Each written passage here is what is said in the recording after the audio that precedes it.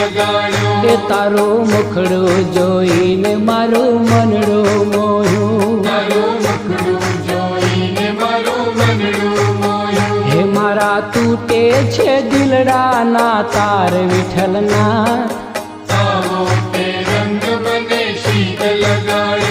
દાસ વૈષ્ણવને આશરો તમારો રે,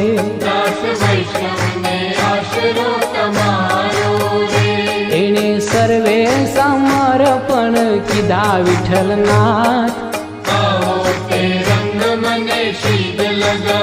એ શ્રીજી આવો તે રંગ મને શીદ લગાડો,